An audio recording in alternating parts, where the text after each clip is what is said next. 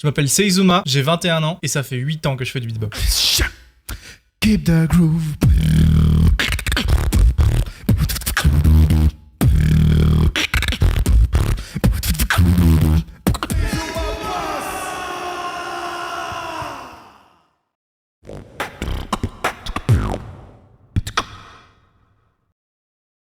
Déjà, merci beaucoup d'être venu sur cette première vidéo parce que franchement, c'est un concept qui me tient à cœur. Et toi, t'as accepté direct et ça, c'est quand même vraiment hyper cool de ta part. Merci. Aucun souci, écoute, c'est un plaisir d'être là. Bah, première question, déjà, comment ça va ? Bah écoute, jusque-là tout va bien, et toi ? Ça va, merci d'avoir demandé. Pour les gens, du coup, qui vont regarder cette vidéo et qui ne seront pas OP sur ce que c'est le beatbox exactement, est-ce que tu pourrais nous donner, du coup, toi, ta définition de ce que c'est que le beatbox et, Comment je le décrirais moi ? Je vais pas essayer de faire l'intelligent, hein, mais juste, c'est l'art de créer de la musique avec uniquement l'instrument buccal. On va évidemment utiliser d'autres parties de son corps telles que les poumons, le diaphragme et autres, mais majoritairement la bouche, les dents, la langue, la gorge, juste uniquement avec nous-mêmes et créer de la musique avec ça. Très très bonne réponse, ok. Comment t'as découvert du coup le beatbox ? D'où ça te vient ? J'ai découvert en du coup 2016, si je ne m'abuse, avec Vine. En gros, en novembre 2016, il y a eu une grosse... Enfin, je sais pas pourquoi, j'ai vrillé. J'ai découvert Vine et le beatbox dessus avec des gens comme 18 Feet, Marcus Perez, Ah ouais. dont des gens que sûrement un peu de ma génération connaîtront. Bah en fait, ça m'a donné goût au fait de faire de la musique déjà de base, parce que j'en faisais pas tout seul. J'ai quand même une famille où des gens faisaient déjà de la musique. Ma mère a fait beaucoup de piano dans son enfance et dans sa jeunesse, donc on avait un piano à la maison. Mon grand-père faisait du côté de ma mère faisait du saxophone, donc j'avais déjà des petites bases de gens qui faisaient de la musique, mais j'avais pas eu moi de mon côté d'initiation, si je puis dire. J'avais déjà eu un petit peu de guitare, mais rien de plus. Et en fait, je me suis reconnu dans le beatbox pour une raison ou pour une autre, où je me suis dit putain, mais on peut tellement faire tout avec rien. Genre, je crois que ce qui m'a plu, c'est la liberté. Me dire que je pouvais faire de la musique où je voulais, quand je voulais, avec ce que j'ai, juste moi. Ok, bah franchement, je pense qu'on est beaucoup à avoir commencé comme ça. Mais du coup, toi, t'avais quand même, comme tu disais, donc tes parents, ils étaient, enfin, ta mère était un peu dans la musique. Ouais. Et du coup, t'as quand même eu une éducation, enfin, à la musique qui était quand même assez ancrée dans ton enfance, ou alors c'est vraiment un truc genre du jour au lendemain, tu t'es dit, vas-y, faut que je fasse de la musique aussi. En gros, mon éducation à la musique, elle est un peu bizarre. J'ai jamais fait de solfège ou quoi que ce soit. On m'a jamais introduit à, je veux dire, à la musique en général, en me disant, ok, bah ça c'est de la house, ça c'est de la techno, ça c'est du classique. En fait, c'est juste, mes parents écoutaient généralement beaucoup de musique, parce que c'est des personnes qui écoutaient beaucoup de musique quand ils étaient plus jeunes, avant d'avoir des enfants. Mon père actuellement fait toujours du DJing, par exemple. Ah ouais. Encore maintenant, ouais. Et en fait, ils ont fait partie de la génération où, en fait, sur Dijon, donc dans la ville où j'habitais à ce moment-là, il y avait une énorme boîte de techno qui s'appelait l'Enfer. Et ça fait partie des trucs où ils allaient tout le temps. Et en fait, mon éducation, elle a été principalement à l'EDM en général. Donc c'est bizarre de se dire que moi, ma première introduction à vraiment la musique, juste pousser la réflexion sur la musique, ça a été à l'EDM. Ça, c'est quand même fou. En vrai de vrai. Ah ouais, vraiment, d'accord. dans les premiers titres que j'écoutais, il y avait de la jump style, genre. Ah, c'est bon ça. Ok, et toi, du coup, comment ton entourage, il a vécu le fait que tu fasses du beatbox et pas autre chose ? Parce que musicalement, c'est quand même assez étrange, je pense, pour les gens qui connaissent pas du tout, tu vois. Ah. Au début, c'était bizarre. En fait, ce qui s'est passé, c'est les 2 premières années, même, en fait, allez, la première année, il y a eu une transition entre la première et la deuxième. J'ai été vraiment dans mon coin. Je le faisais quand il y avait personne à l'appart, quand vraiment j'étais sûr que personne m'entendrait. Parce que j'avais en fait ce truc au fond de moi où je me disais, je ne veux pas montrer ce que c'est le beatbox tant que je n'ai pas un niveau que je considère être présentable. Ah. Donc, dans la première année et la deuxième en même temps, je me suis dit, j'ai envie de perfectionner ce que je sais, de vraiment montrer que je peux faire quelque chose qui est bien, avec au moins des basiques, quelques petits sons par-ci par-là, montrer ce que c'est que l'ampleur du beatbox avant de... en fait, ça servait à rien que je leur présente quelque chose où ils allaient être déçus dès le départ. Ah ouais, d'accord. Est-ce que tu penses qu'il y a une forme de honte au début quand tu fais du beatbox? En fait, d'où elle vient cette honte-là, genre? Est-ce que t'as une idée ou pas? Bah, en fait, c'est le fait que ce soit un art qui, quand moi j'ai commencé, était pas représenté de manière publique. On est en 2024 maintenant, il y a des gens qui représentent ça de manière beaucoup plus publique, on voit les Berry Wham beaucoup plus souvent par exemple, on va avoir même des grosses stages, je veux dire MB14 est passé sur des films maintenant, le beatbox commence à être représenté sur beaucoup d'autres disciplines. Mais quand moi j'avais commencé, bon, je fais pas partie de l'époque vraiment, il y a avant, enfin de 2000 ou quoi, je fais vraiment partie d'une autre génération, mais même à ce moment-là, en 2016, c'était encore pas très vu par les gens savaient ce que c'était. En fait, c'est ce que j'appelle un art semi-underground, c'est que tout le monde savait ce que c'était parce qu'il y avait eu la Nouvelle Star avec Joseph Poulpo, il y avait déjà eu certaines petites introductions à ce que c'était que le beatbox, mais personne s'était vraiment penché sur la question de qu'est-ce que c'était et à quel point ça pouvait aller loin. Par contre, ce sur quoi j'étais surpris, c'était un vrai accueil. J'ai eu la chance d'avoir des parents, et même mon frère, parce que du coup, il fut un temps où on vivait dans la même chambre avec mon frère, et ils ont tous été très dans le support, dans le soutien de ce que je faisais, même quand j'avais pas un niveau, on va dire, national. Ah ouais, d'accord, donc t'as quand même... tu penses qu'il y a quand même une importance du soutien de ton entourage sur ce que tu fais. Ok, d'accord. Et toi, du coup, tu te vois continuer le beatbox pendant combien de temps? Genre, est-ce que tu as une idée de où ça peut t'emmener ou pas du tout? Je pense que je m'arrêterai jamais.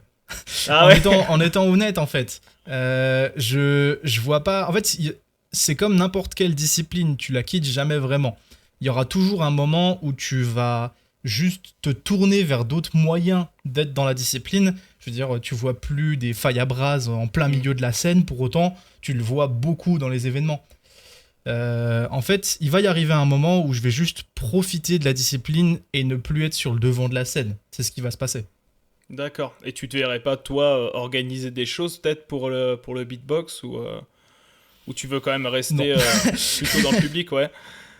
En fait, moi je me connais, déjà je suis bizarrement pas tant que ça pédagogue, ça dépend en fait de ceux qui me comprennent, parce que j'ai une manière d'expliquer qui est un peu différente. Et du coup, je me vois pas être coach par exemple. Ok. Et je me vois pas faire d'organisation d'événements parce que je suis pas quelqu'un non plus qui va être dans le social, à aller vers les gens en mode ah bah attends, je vais aller démarcher un tel, j'ai telle idée et tout. Pour autant, je sais que je vais toujours rester impliqué dedans, et ça dépendra juste du plan en fait, que ce soit au niveau juste du conseil, parce que j'ai déjà, mais je mets pas du coaching, c'est un peu différent pour moi, mais je vais toujours rester impliqué dans la communauté, ça c'est sûr. De toute façon, toi, jusque maintenant, ton implication je parle en termes d'organisation, pas en termes de compétition. Toi, ça va plus être du coup sur Discord, sur des serveurs, des trucs comme ça. En fait, tu vas rester en arrière. Est-ce que tu trouves ça important quand même pour les beatboxers qui viennent que ce soit de la compétition ou d'autres choses, de s'impliquer pour organiser du coup des choses autour du beatbox pour que ça puisse vivre? C'est surtout, c'est très important à l'avenir que des événements se déploient, se développent, parce que ça donne des opportunités en fait. Même les tout petits événements, ça donne des premières opportunités à des personnes qui n'ont pas la possibilité d'atterrir au niveau national, on va dire, dès le début. Ça donne une première... une première vision de ce que c'est que... Okay. Ouais, c'est une première approche de ce que c'est que le beatbox sur scène. Et puis après, il y a différents formats. Si jamais tu veux chercher le côté battle, le côté showcase, ça dépend de ce qui te plaît.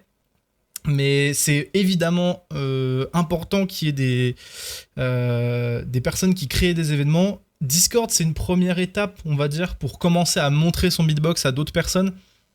Si tu n'arrives pas à sortir ce que tu crées toi-même devant d'autres personnes, ça va déjà être un blocage quand tu vas vouloir arriver sur scène. Donc il faut se préparer, et je trouve que Discord, c'est la première étape pour ça.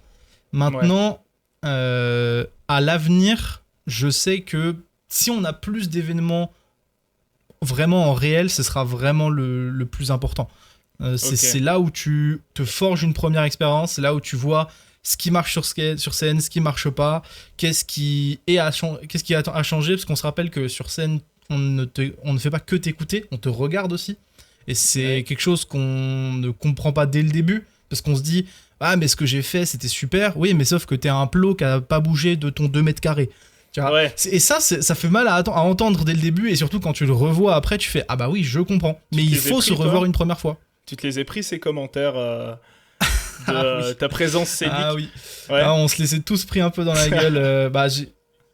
Je l'ai eu à un événement sur Dijon qui s'appelait le Versus Beatbox Battle. Il y avait eu une édition en 2018. Ouais, c'est ça, ou 2019, je sais plus exactement. Mais 2018, il me semble. Ouais, première fois sur scène, sur une vraie scène où il y avait d'autres participants et... j'ai pas beaucoup bougé. Hein. Un petit plot. Tu subissais quand même pas mal la pression, quoi. En même temps, ça doit être impressionnant. Mais justement, là, on va parler un peu plus des battles. Donc, toi, est-ce que tu pourrais expliquer vite fait comment ça se passe un battle, en fait? Du coup, un battle de beatbox, ça se passe de la manière suivante. Il y a 2 beatboxers en 1 contre 1 qui vont s'affronter en proposant des créations qu'ils auront préparées. Ça dépend des personnes. Il y a des fois des gens qui arrivent en freestyle, donc c'est-à-dire uniquement avec les idées qui viennent dans leur tête sur le moment. La plupart du temps, les gens préparent leur routine à l'avance. Une routine, c'est une création musicale d'1 minute 30. Et le but de la battle, ça va être d'en présenter 2 à chacun son tour. La première personne va commencer à faire son 1 minute 30, puis la deuxième, revenir sur la première, la deuxième. Les juges vont prendre les informations de ces 4 routines qui leur ont été présentées et vont juger en fonction de la qualité du beatbox, de la présence scénique aussi, ça dépend aussi de ce qui a été présenté, si c'est harmonieux, si c'est du coup bien clair, clean, structuré, dans les temps aussi, ça fait partie des points de base d'une battle et même de la musique en général. Et à la suite de ça, les juges vont donner 1 point à une personne ou à une autre, et le but c'est d'être la personne du coup où il y a le plus de juges. Généralement, on va dire qu'il y a entre 3 à 5 juges, toujours un nombre impair pour pas qu'il y ait d'égalité au moment du vote. S'il y en a 5, il faut avoir 3 sur 5 pour gagner la battle. Ok, bah c'est parfaitement résumé. Franchement, tu gères de fou. Est-ce que tu peux nous dire un peu ce que c'est ton palmarès? Depuis 2022, donc le dernier championnat de France, je suis arrivé au top 8 au niveau du championnat de France, donc c'est-à-dire au quart de finale. J'ai participé à bon nombre de battles autour de la France. J'ai fait le Riet Battle au Mans où j'ai fini dans le top 8. L'Alérion Beatbox Battle, c'est le premier battle que j'ai gagné. On peut voir le cadre juste ici. Et oui. J'ai participé 2 fois à l'Estival Beatbox Battle qui s'est passé du côté de Toulon, un peu au-dessus, où j'ai fait respectivement 4e et 4e. Sauf que quoique, est-ce que j'ai fait 4e au premier? Oui, j'ai fait 4e. Oui, parce que je me suis fait battre par Nazca au premier et je l'ai battu en quart de finale au deuxième. Il y a eu une petite rivalité avec Nazca où il m'a battu au premier estival, je l'ai battu au deuxième et on a eu la belle, si je puis dire, au championnat de France du coup. Très très beau battle d'ailleurs. Hein. Ah, merci beaucoup. Et du coup, toi, là pour la suite des événements en battle, est-ce que tu as des objectifs ou pas? J'ai des envies plus que des objectifs. Okay. Évidemment, mon but, ce serait d'arriver dans le top national, donc c'est-à-dire au moins top 3-2. Si possible, gagner un championnat. Maintenant, je sais que je ne fais pas partie des gens qui sont déterminés à en faire leur carrière. Et ça joue beaucoup. Je parle par exemple pour des gens comme Julard, Pac-Max, qui vont chercher le titre maintenant, mais parce qu'ils veulent faire du beatbox leur profession, leur carrière complète de leur vie, en fait. C'est quand même important. Et moi, je sais que c'est plus à titre personnel. C'est plus à titre personnel, en mode je veux vraiment me prouver que je suis capable de créer de montrer des créations et de les exécuter proprement sur scène pour arriver au top national. Ouais, donc pour toi, finalement, c'est pas si important de pouvoir en vivre et en faire un métier, en fait. pour moi personnellement, Ouais. c'est pas mon objectif du tout. D'accord. En fait, je me suis toujours dit que je voulais que le beatbox reste une passion. Je peux me permettre de faire des choses par-dessus. Donc, par exemple, j'ai déjà fait des shows rémunérés sur là où j'habite. Ouais. Parce que bah voilà, ça faisait partie d'un événement et du coup, vu que j'avais été découvert par certains promoteurs, ils m'ont dit ok, bah on est chaud de te ramener parce que t'es de notre ville, tout ça. Mais je sais que c'est pas du tout un objectif pour moi d'en faire ma vie parce que du côté professionnel, j'ai déjà trouvé ma vocation. Ah, ok, d'accord. Ok. Et du coup, on va revenir un peu plus maintenant sur les battles. Comment toi, Mhm. tu te prépares à un battle? Par exemple, pour les championnats de France, comment tu t'étais préparé? Combien de temps tu prends pour te préparer? Pouah. Ah, les championnats de France, c'est pas un bon exemple. Ah! Ah ouais? Ah, punaise. En fait, ce qui s'est passé en 2020 et en 2022, parce que ça fait partie des 2 fois où j'ai participé, 2020, j'ai fait top 16, 2022, top Ouais. 8. 2020, je suis arrivé les mains dans les poches. J'avais Ah ouais! une élim, c'est tout. J'ai juste fait mon élim. En plus, j'avais fait un super pari avec un autre beatboxer qui s'appelle Dr Koopa où j'avais dit non, mais c'est Ouais. impossible que je fasse top 16. Ah, bah, j'ai fait top 16, j'ai rasé ma barbe. Vous voyez la barbe que j'ai actuellement. J'avais à peu près la même en 2020. Ah ouais, d'accord. J'ai 14 ans là-dessous. Et en 2022, j'ai fait plus ou moins la même chose. J'ai fait mon élim 2 semaines avant le championnat de France et j'ai préparé une demi-phase. Ah ouais! Donc- Ah, t'y es allé au culot, quoi. T'y es allé au culot. Ah, j'y suis Ah, c'est allé très au fort. culot complet.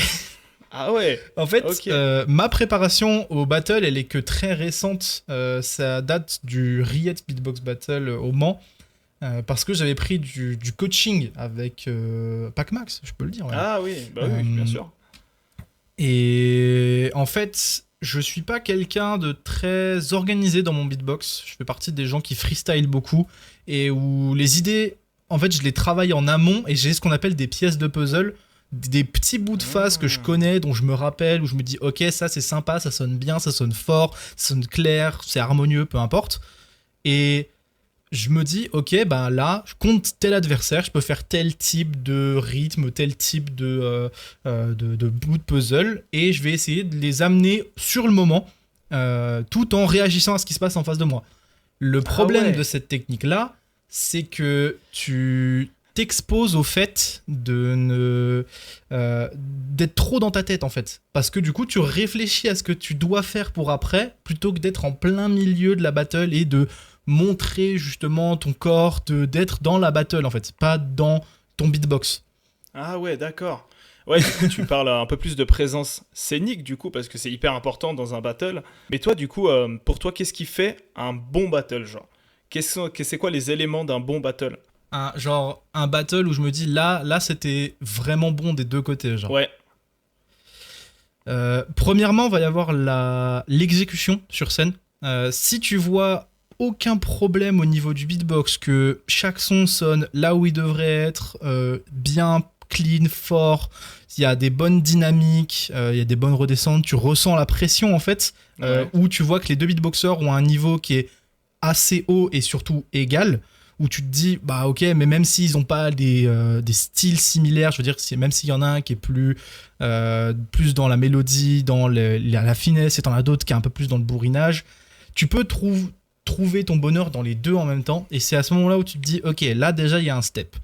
Évidemment, Ok. il va y avoir la présence scénique, les gens qui préparent des tacles en plein milieu de leur routine avant la battle, ça je trouve ça incroyable moi personnellement, et ça fait Ah partie des ouais. choses où je me dis, waouh, ça c'est beau.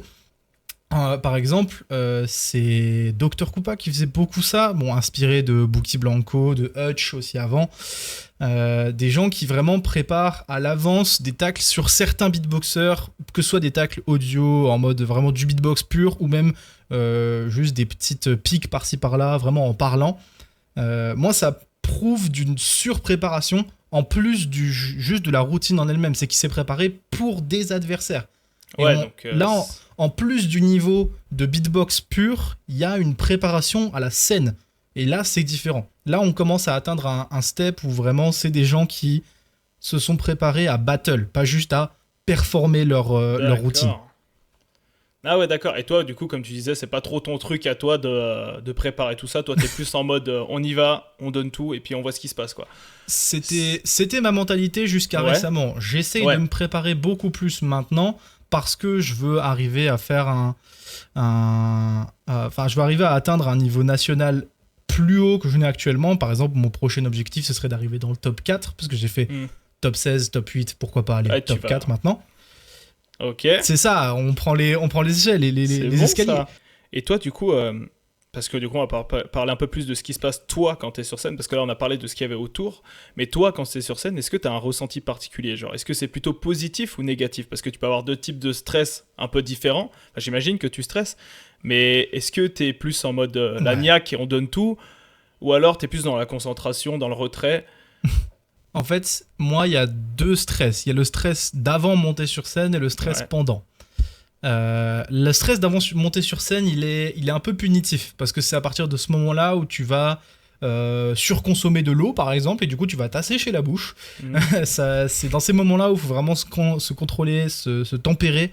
C'est là où tu vois généralement les gens se mettre dans leur coin, soit réviser leur phase, soit juste souffler un bon coup parce que en fait t'es pas encore devant le public, t'es dans ta tête plus qu'autre chose à te dire ok bah là dans 2 minutes c'est à moi de performer. Et le stress de pendant la scène il est surtout lié à ce que toi tu fais et à ce que ton adversaire va répondre. En tout cas moi c'est comme ça que j'ai ressenti par exemple contre Bookie au championnat de France en top 8. J'étais du coup là je me dis dans ma tête ouais, je suis contre Pookie Blanco, c'est un vrai potentiel adversaire qui peut aller jusqu'à la finale et gagner, ce qui s'est passé. Et moi je me suis dit bon bah là faut se concentrer, faut pas faire d'erreur, ce que j'ai fait évidemment parce que bah, j'étais trop dans ma tête, j'étais pas dans la battle et surtout tu vois que lui il est à l'aise et qu'il te met mal à l'aise parce qu'il sait prendre de l'espace sur scène que je n'arrivais pas à reprendre. D'accord. Donc c'est ça en fait, c'est voir que tu te fais surpasser par un adversaire et même juste que toi tu sous-performes par rapport à ce que tu pourrais faire à cause de ce stress en fait. Ok, donc toi, pour toi, il y a quand même l'aspect de qui est en face de toi sur le battle, peu importe Absolument. son truc. Et d'ailleurs, j'ai vu un petit truc en cherchant des infos sur toi. J'ai vu que tu avais Oula. affronté Oula. en 2020 en ligne sur le serveur de Beatbox International King Inertia. King Inertia, ouais. Ah bah, le online te fait faire des battles où tu t'en douterais jamais. Une battle qui a jamais été record, mais dont je me souviens, Pac-Max aussi s'en souviendra, Ouais. c'est que j'ai fait en 2019 des battles sur un TeamSpeak, pas Discord. Ouais. Donc le TeamSpeak beatboxrap.com, j'avais affronté Zero et Chat, pardon. Mais c'est des ouais. beatboxers. Bon, Zero, tout le monde le connaît, mais Chat, un peu moins maintenant. Mais à l'époque, c'était un mec qui était vraiment top niveau online. Et ça, je veux dire, en online, tu peux affronter un peu n'importe qui, surtout si tu fais des battles sur des gros serveurs, Beatbox International, Beatbox Community. Ouais. Maintenant, à l'époque, c'était peut-être plus facile que maintenant. À l'époque, c'était il y a 4 ans. Mais Ouais, 2020, mais ça va très, très vite, ouais. hein. Ça va Beatbox très, très vite, International, il faisait un peu des battles souvent, donc il suffit que ce soit une soirée où il y ait un peu moins de monde et tu finis par affronter King Inertia en finale, quoi. Comment tu l'as vécu, ce truc de te dire je suis face à quand même un world class? Tu t'en fichais complètement ou alors Complètement. Ah ouais. Après le online, j'ai pas de pression, j'en ai pas grand chose à faire en fait. Même avant, bon, j'avais quand même un certain type de pression en fonction des adversaires.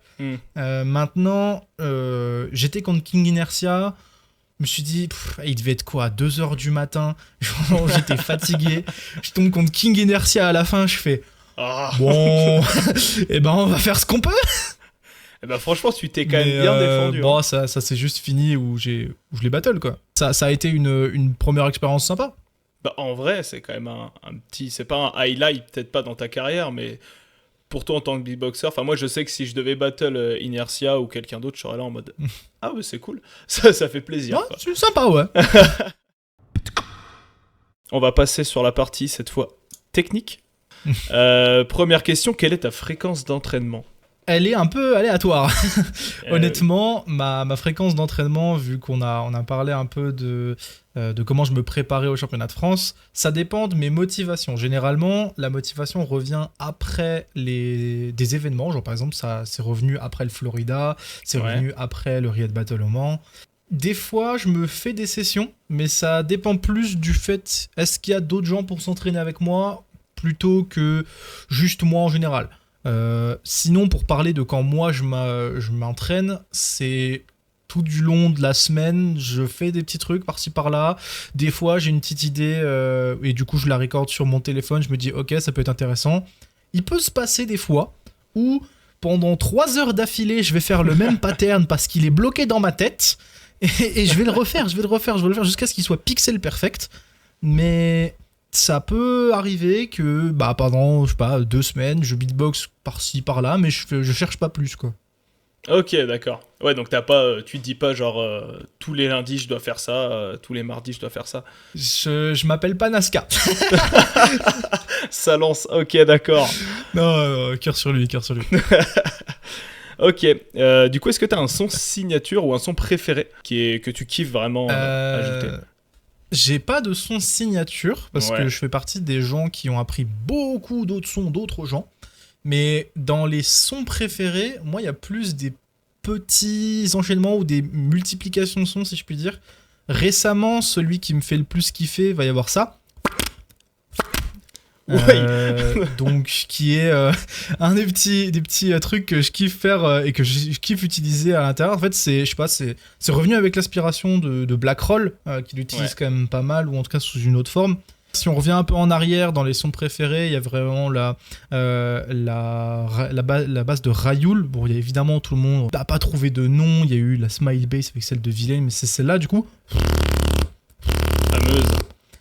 Parce que vu que j'arrivais pas vraiment à faire la Far Bass classique, celle d'Alexinho, Is, je me suis dit, il faut que je trouve une alternative qui marche bien. Rayoul a fait celle-là. Et j'ai kiffé. Est-ce que t'as envie de nous expliquer un peu comment on peut faire soit le premier son que tu m'as présenté ou soit celui-là? Mhm. Je pense que le premier est plus facile à apprendre que le deuxième. Je vais présenter celui-là, ça va être plus intéressant parce que ça fait partie des sons qui sont pas très utilisés. Donc, on va prendre la lèvre supérieure et on va la poser sur la lèvre inférieure. Comme ça, juste en prenant le bout de la lèvre. Et on va expirer de l'air en mettant une voix. Ça va titiller un petit peu parce que forcément il faut aller chercher le milieu de la lèvre et surtout les lèvres sont pas habituées à vibrer autant, donc ça peut chatouiller au début. Faut trouver ce son là, cette vibration, et on va chercher à replier sa langue devant pour faire donc en fait rapprocher sa langue pour réduire l'air, et par dessus on va rajouter juste une once de la langue sur les dents qui va venir faire cette petite oscillation. En fait, à la base, ça vient juste de ça. Ah, Où ouais. en fait, tu contractes ta langue sur ton palais et contre tes dents après. Et du coup... Et t'arrives celui-là à nous le mettre dans un petit pattern ou pas? Ouais, bien sûr.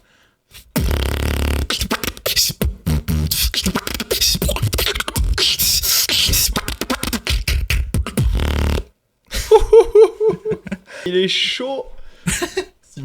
Oh là là là là. J'ai vu un peu tes dernières petites vidéos que tu fais sur Insta. Franchement, mec, c'est du solide. Hein. Merci, C'est du très ça fait solide. plaisir.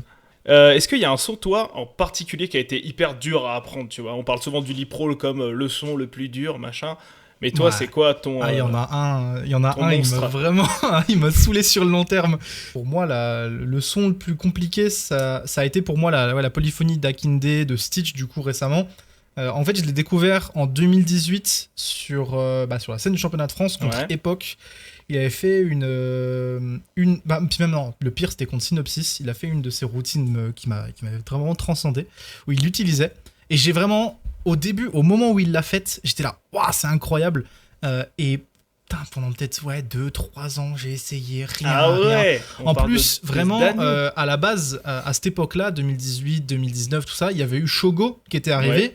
Donc j'étais en train aussi d'apprendre la double voix à ce moment-là. Ah, oh là Le là. problème, c'est que le craquellement de la double voix, c'est le même que la polyphonie. Sauf que la polyphonie, tu viens continuer le craquellement. La double voix, tu le fais juste une fois. Ah ouais, du coup, ça a fait compte, quoi. C'est Oh là ça, ça là. s'interconnectait et ça marchait pas les deux en même temps.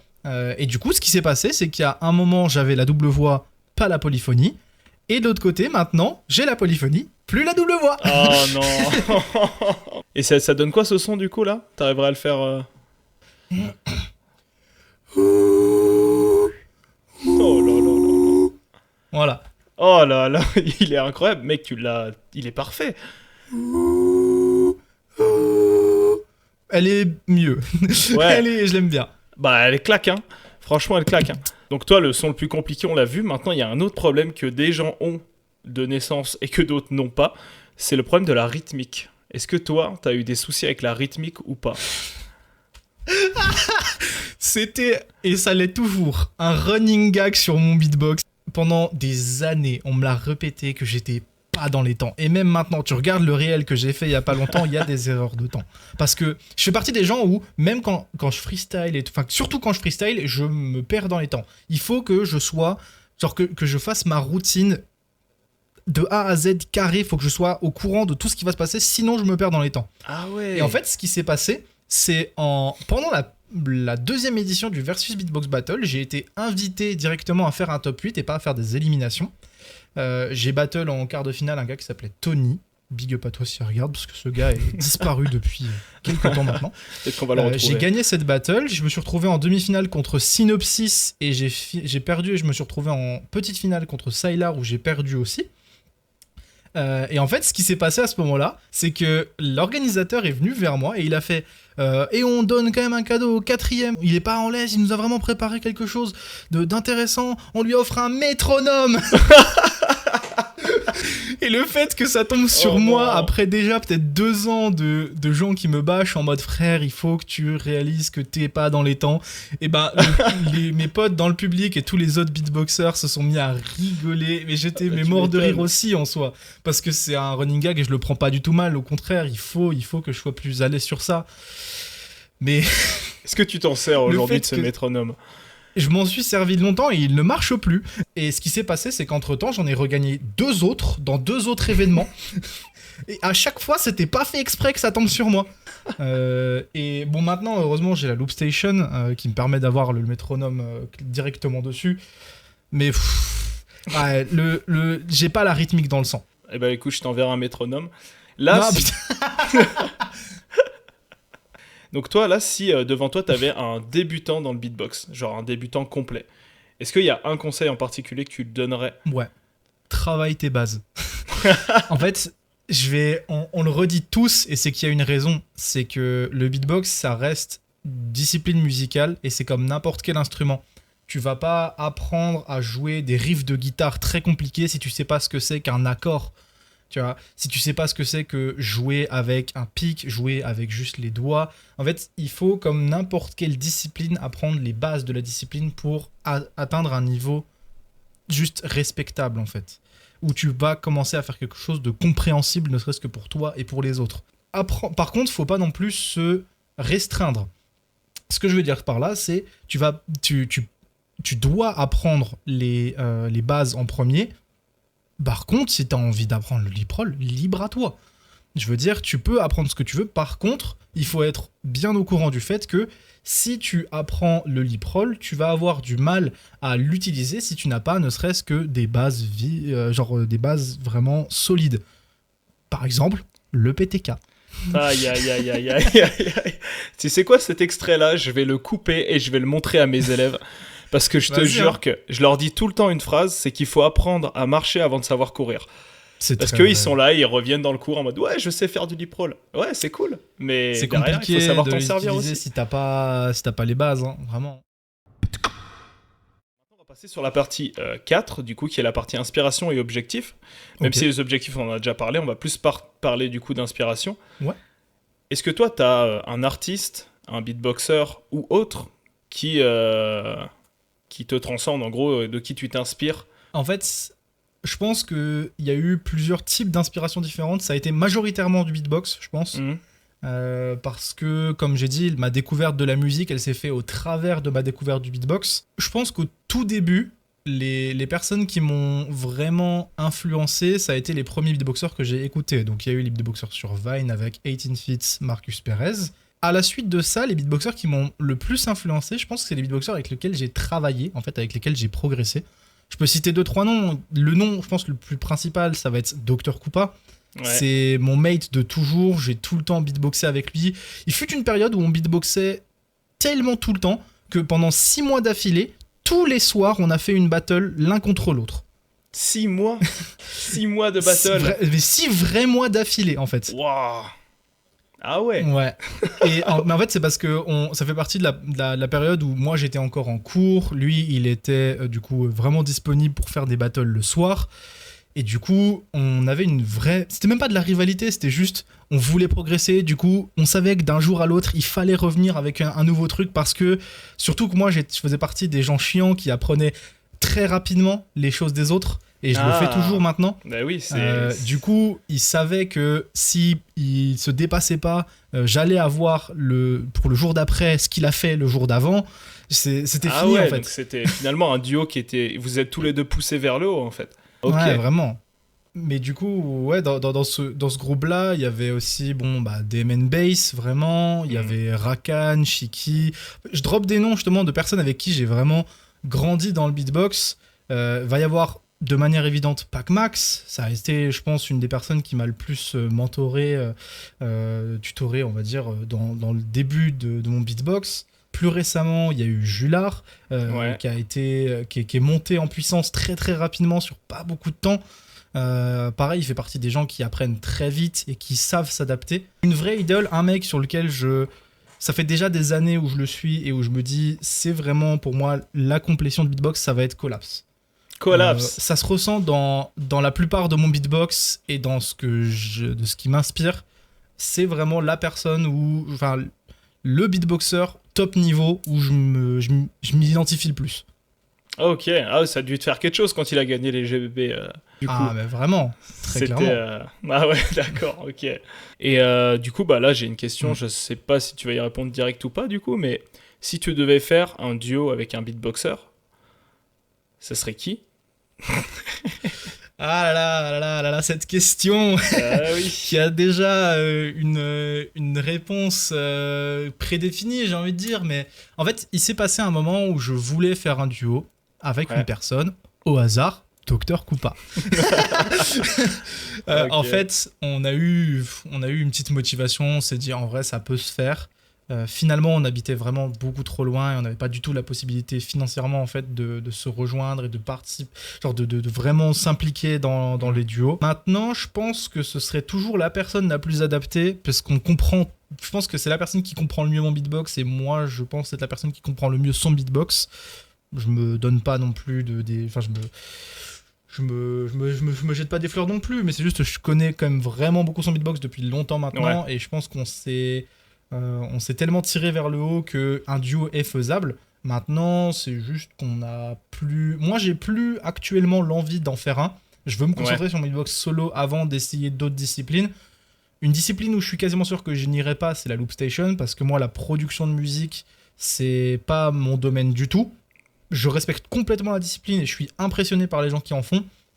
Et j'adore en écouter, mais c'est pas quelque chose que je suis capable de faire et où j'ai envie de m'y intéresser. Ok. Maintenant, si je devais citer une personne où je pourrais faire possiblement un duo autre que Dr. Koopa, il y aurait peut-être Julard, hein, honnêtement. Julard. Ok. Ouais, pourquoi pas. Hein. Toi, du coup, est-ce que tu as un style de musique, en particulier, je parle de musique autre que le beatbox, un style de musique qui t'inspire pour créer ce que tu fais en beatbox ou pas? La glitch shop. La glitch shop, c'est... Qu'est-ce que c'est? En fait, c'est un style de hip-hop très électronique, on va dire. Ouais. C'est sur les bases rythmiques de la hip-hop, mais à mettre plein de petits détails partout, de petits crissements. En fait, c'est, pour moi, l'essence même du beatbox actuellement, quand tu fais du hip-hop, c'est d'essayer de complexifier le tout, non seulement rythmiquement, mais aussi au niveau des textures.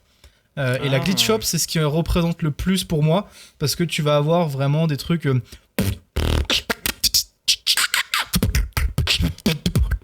Ok.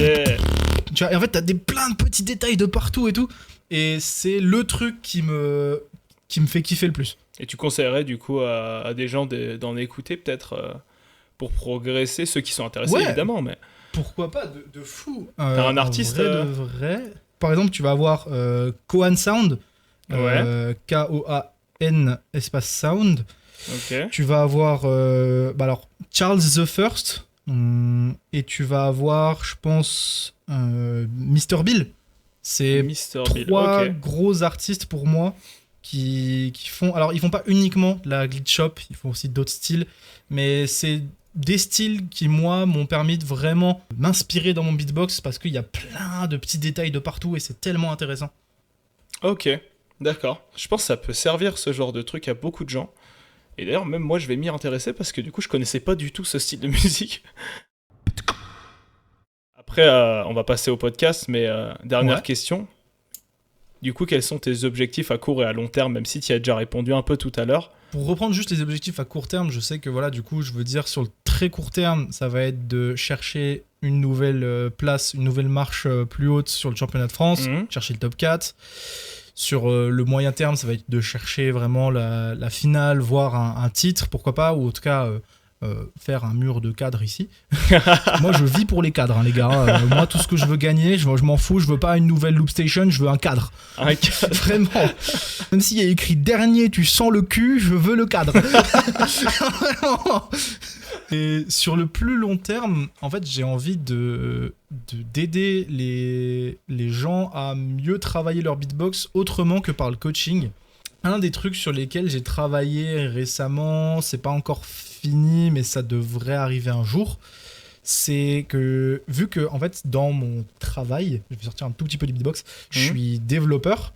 Récemment, j'ai créé, du coup, un modèle de machine learning qui a réussi à apprendre et à reconnaître mon beatbox. Incroyable. Donc, vraiment, tu vas faire... ça va te mettre BTK, TK, TK, et ça peut le faire sur tous les sons actuellement. Enfin, tous à quelques détails près. Il y a quelques petites différences à avoir. Genre, par exemple, sur un ou sur un, tu vois, c'est tellement petit que ça demande encore d'être précis. Et en fait, mon but derrière, ça va être de créer une application pour les coachs et leurs élèves pour qu'ils puissent faire du tracking en fait sur le long terme de la progression de leurs élèves. Donc en fait je sais pas, ils fassent une session par semaine. Ok, bah là on te recorde une session d'1 minute 30, que sur 1 minute 30 ça évalue du coup tous tes sons, tout ce que tu vas proposer. Donc par exemple tu vas faire de la fart bass, du lip roll, ce que tu veux, et même juste tes bases en général, et que sur le long terme ça te dise ok, bah là sur les 6 mois qui se sont passés, tu as amélioré ta puissance générale de 30%, ta snare elle est 60% plus clean. C'est incroyable. Mais c'est le truc que tous les beatboxers cherchent. Et t'es en train de le créer.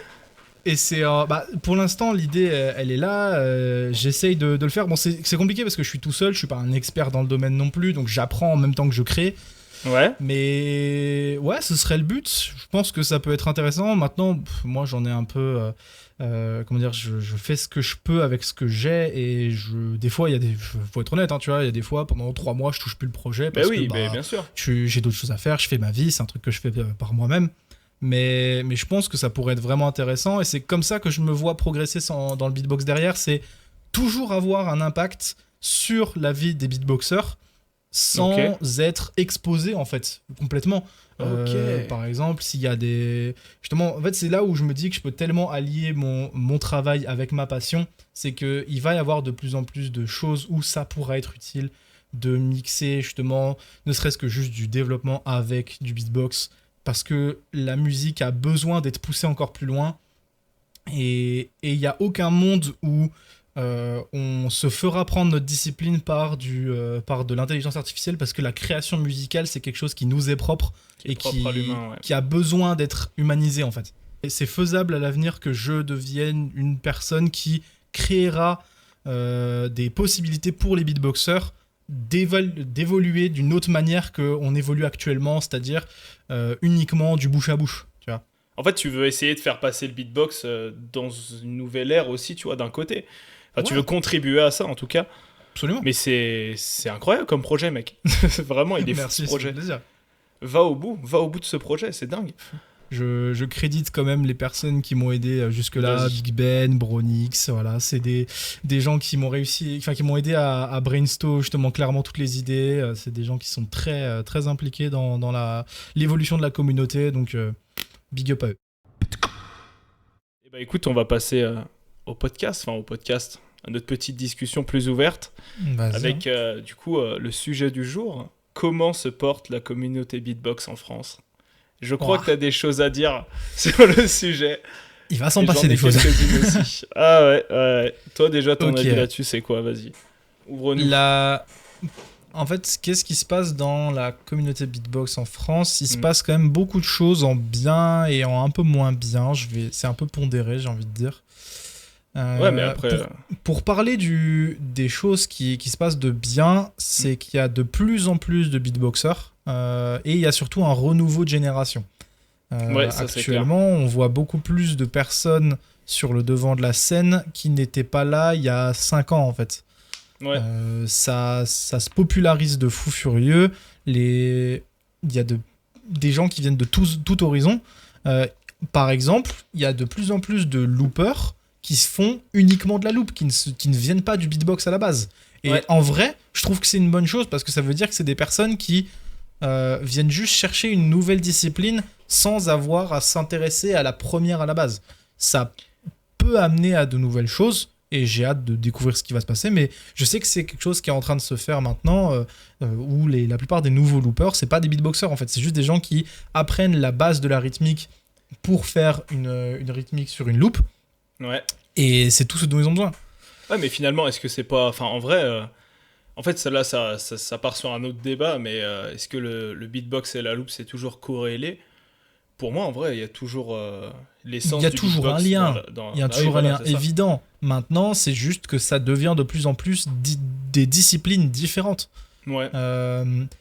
Tu vas avoir plein d'autres disciplines qui seront du même style où tu vas te dire ok bah ça vient de la même base mais c'est juste ça s'étire, c'est des branches c'est juste des branches en fait, tu as la même base mais tu dévies pour obtenir quelque chose de nouveau.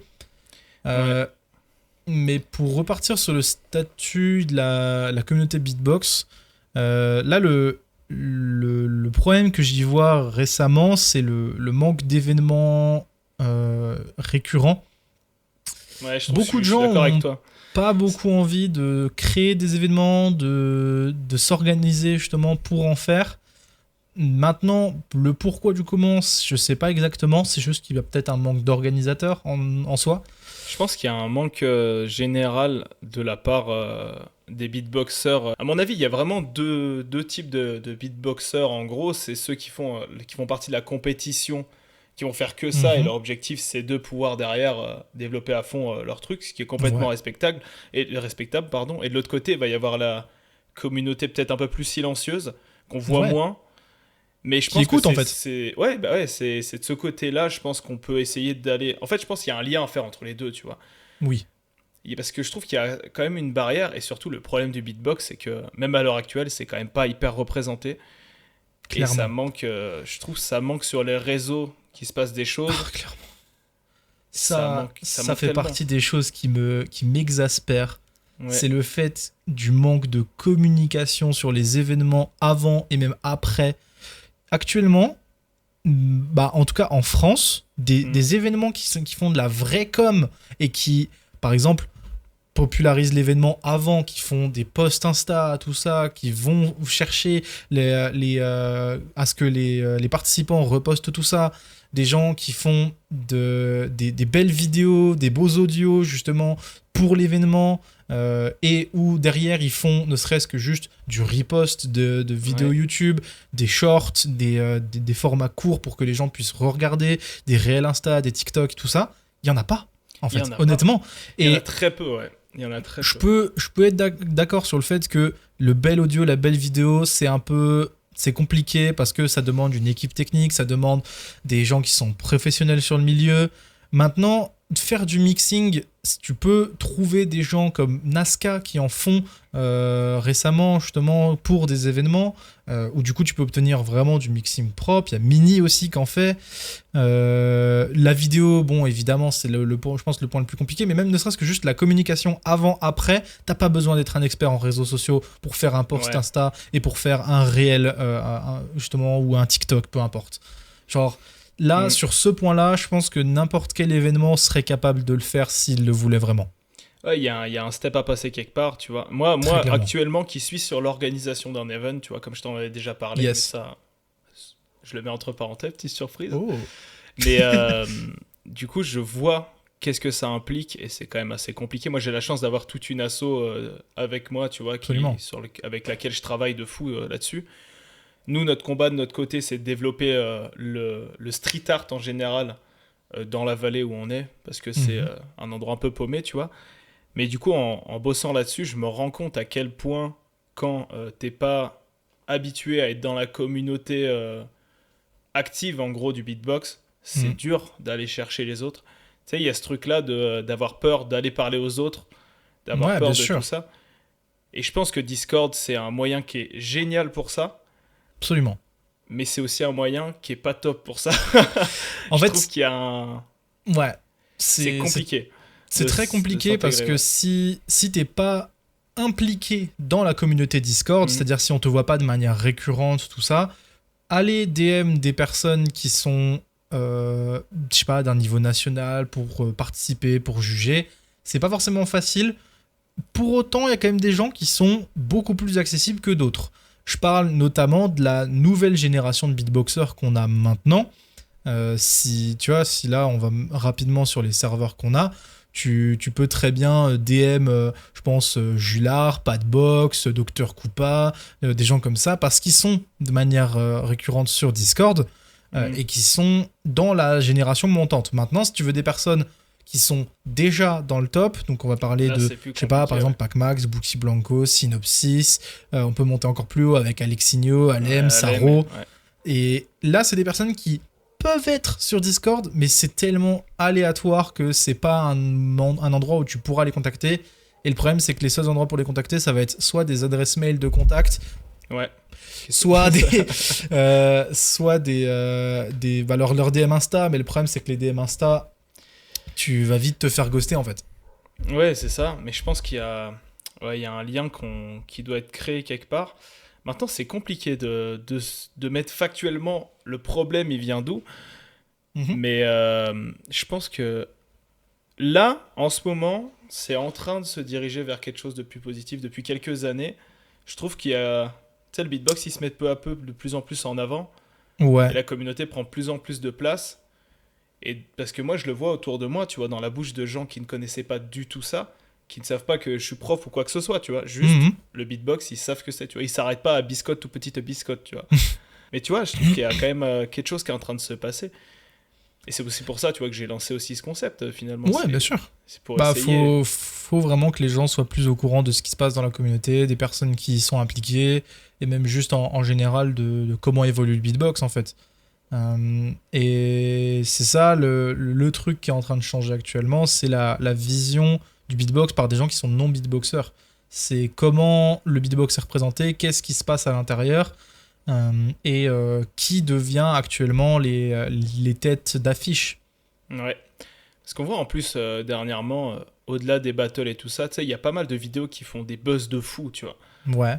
De beatboxers en particulier, tu vois, je pense à Shogo qui a fait quand même une vidéo qui a tourné de fou furieux. Bien sûr.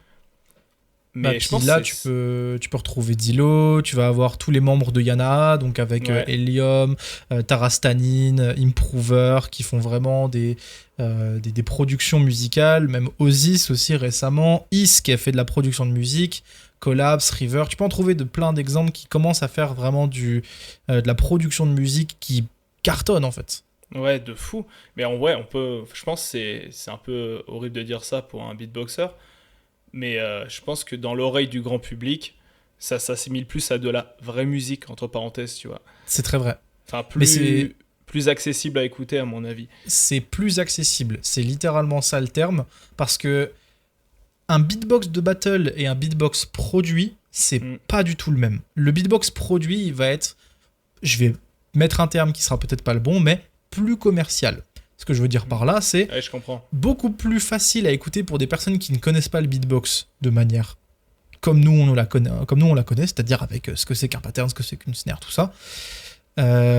Et juste, nous, de notre côté, on aura beau savoir ce que sont capables certains beatboxers, genre par exemple, je veux dire, Collapse, pour reprendre cet exemple, récemment, il a fait justement des nouvelles musiques, des nouvelles productions qui sont très belles, mais beaucoup plus accessibles pour le tout public. Il y a quand même des détails de sa genre de ses possibilités de performance à l'intérieur, mais on n'est pas non plus sur le niveau qu'il nous avait présenté quand il avait refait toutes ces tracks du GBB et qu'il les avait mis sur Spotify. C'est pas la même. Ouais. Je pense qu'il y a beaucoup de beatboxers qui se mettent à la place de... le beatbox, faut que ça reste aussi underground, tu vois. Il y a cet aspect-là aussi. Et je pense qu'il y en a pas mal. De moins en moins avec les générations, mais je pense qu'il y en a toujours... Ça, dans tous les cas, ça restera plus ou moins underground comme n'importe quelle discipline. En fait, il y a toujours cette partie de... Tu connaîtras toujours ce que c'est que la discipline et qui sont les très grosses têtes de cette discipline. Ça a marché sur n'importe quelle autre discipline musicale, quand les gens qui ont fait du piano, de la guitare, qui ont fait partie d'un groupe ou quoi que ce soit. Tu connais les très grosses têtes de certaines disciplines. Je veux dire, si tu parles de guitare, tu peux avoir des gens qui vont te dire ah ouais, Jimi Hendrix, tu vois. Parce que c'est une très grosse tête de cette discipline. Pour autant, si tu t'intéresses pas vraiment à ce que c'est que faire de la guitare, tu vas pas avoir tous les détails, tu vas pas avoir les outsiders, tu vois, les nouveaux mecs qui arrivent et qui font des trucs incroyables. Je veux dire, je sais pas si tu connais Polyphia. C'est un...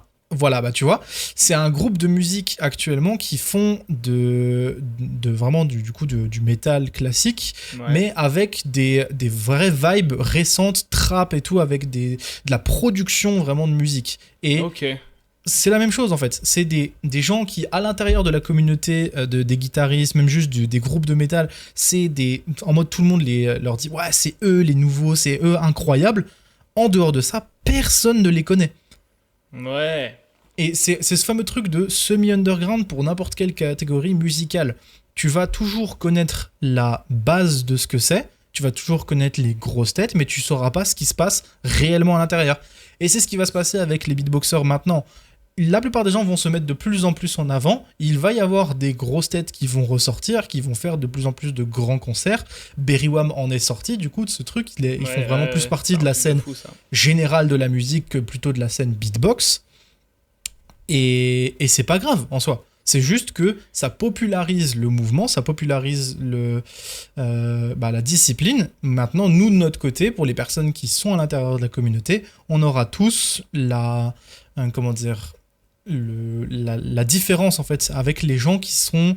C'est pas des outsiders, c'est plus des personnes qui sont représentées à l'intérieur de la communauté parce que c'est des choses qui sont difficilement écoutables pour des personnes qui ne sont pas à l'intérieur. Ouais, en fait, c'est comme tu dis, finalement, c'est comme ça dans tous les domaines, en fait. Ouais, bien sûr. Mais je trouve ça cool qu'il y ait de plus en plus de portes d'entrée, tu vois, pour le grand public, à travers ça, ces gens-là qui sont des grosses têtes. Maintenant, à voir comment ça va évoluer plus tard, tu vois. Mais la communauté en France, du coup, je pense, par contre, il y a un truc qui est encore très vrai et qui le sera probablement pendant longtemps, c'est que il y a beaucoup de beatboxers qui sont isolés complètement du reste de la communauté. Clairement. Tu vois. Maintenant, comment aller chercher ces gens-là? That's the question. Pour les personnes les plus isolées, on va dire géographiquement, c'est là où Internet aide beaucoup. Je vais reparler de Discord. Ça fait une première interaction et c'est sympa, justement. Ça permet aux gens qui n'ont pas la possibilité de faire, je sais pas, ne serait-ce que du beatbox avec d'autres personnes IRL, d'avoir une première interaction. C'est ce qui s'était passé pour moi. En soi, j'avais quand même des personnes qui étaient pas si loin, mais j'ai fini par les découvrir après. Juste ça donne une première approche de la communication dans le beatbox et de comment apprendre auprès des autres. Maintenant, comment les rapprocher autrement que via Internet? Je pense pas avoir de solution miracle, en fait. C'est venir à des événements. C'est à eux de se déplacer plus qu'autre chose. Les événements se déplaceront pas forcément facilement vers eux. C'est rare qu'il y ait un événement dans sa propre ville ou dans la grande ville à côté, hein. Je veux dire, j'ai vécu dans la campagne vraiment poussée. Je sais ce que c'est. Du coup, je me dis, ça va être compliqué que les événements viennent à eux, donc ça va être à eux de venir aux événements. Et le problème évident, c'est que la plupart des gens qui découvrent le beatbox sont majoritairement mineurs. Eh oui. J'ai connu cette période où ouais. il fallait demander absolument la permission aux parents, surtout que à ce moment-là, tu ne gagnes généralement pas d'argent.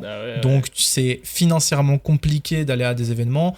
Je pense le nombre d'événements où j'y suis allé en Flixbus qui me coûtait 20 balles, mais où je mettais 13 heures de bus pour y aller. Je l'ai fait pour le championnat de France 2020. Hein. Championnat de France 2020, ouais. J'ai fait Dijon-Paris, Paris-Angers, et ça m'a pris 14 heures. 14 heures. Ouais, on est parti à 4 heures du matin, on est arrivé à 18 heures sur place. 2 heures après, il y avait les éliminations qui commençaient. Tu m'étonnes que t'es arrivé en impro. Ah bah... Vraiment, hein. Wow. On était vraiment éclatés, genre on n'en pouvait plus à la fin. Le retour était terrible. Putain, le retour. T'as fait le bus de nuit pour le retour? Bah ouais, c'est ça en fait. Hein. On est arrivé le lendemain. Puis j'avais cours là, le lundi, moi, à la base. Hein. moi, j'y suis allé, j'ai fait l'aller-retour, et le lundi, j'avais cours. Je suis arrivé en cours, j'étais mais déphasé, j'étais comme ça. Tu m'étonnes. On ne pouvait plus. J'ai quand même un sujet sur lequel on n'a pas eu l'occasion de parler et faut le développer plus, c'est la présence féminine dans le beatbox. C'est dans le beatbox français et dans le beatbox en général, mais c'est vraiment un truc qui est en déclin de fou furieux. Genre on pourrait croire que c'est en train de monter, mais à cause du manque d'événements, récemment, des nouvelles beatboxeuses, je sais pas si ça se dit, mais comment je pense qu'on peut dire beatboxeuse, je pense que le terme se dit, mais ce que je veux dire, c'est la représentation de la femme dans le beatbox, il est tellement minime, c'est pas normal. Non. Et c'est là où, encore une fois, la représentation du beatbox sur les réseaux sociaux devrait aider. Récemment, il y a eu Prishia du coup qui est sortie du monde du beatbox en quelque sorte, ou en tout cas de la compétition parce qu'elle a réussi à se diversifier avec la chanson grâce à The Voice, tout ça, et c'est très très bien. Et tu vois aussi Julieta avec alors j'ai plus le nom du groupe, il y a Scratchy, il y a Oxygen et Prishia à l'intérieur du coup.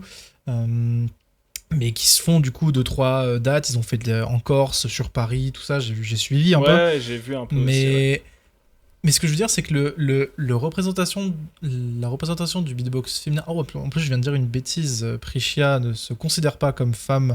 Je suis désolé pour cette assumption, mais j'avais plus l'info. Mais bref, ce que je veux dire, c'est il faut à l'avenir que les représentations féminines en général arrivent de plus en plus, genre vraiment.